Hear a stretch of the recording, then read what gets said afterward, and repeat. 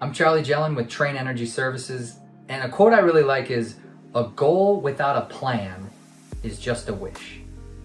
And I feel like a lot of people in the decarbonization space are on the back end of that quote, where they want to decarbonize, they want to reduce their carbon emissions, but the plan to get there isn't necessarily evident.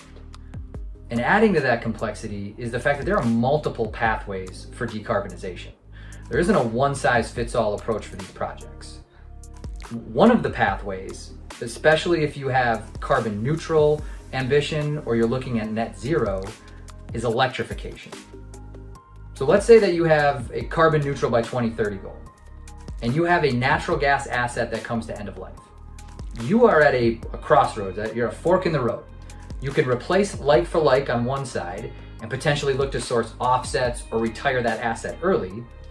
Or on the other side, you can look at electrification.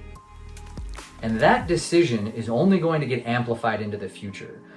Countries are rapidly bringing on more and more renewable energy, gigawatts of renewable energy every year.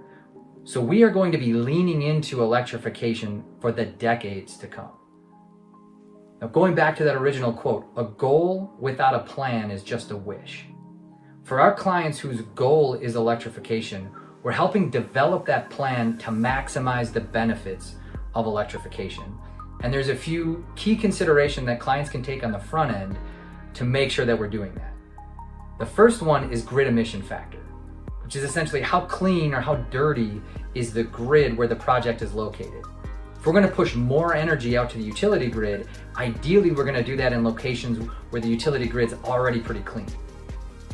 The second consideration is the cost of energy, or the cost difference between natural gas and electricity.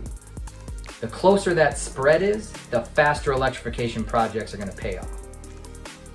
The third consideration is system efficiency, right, which is heavily dependent on the technologies that we bring to the table and how we design them into the system.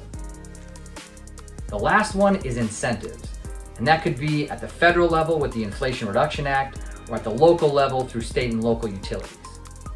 Right, as we start to layer in these considerations, it's easy to see how action in this space becomes difficult.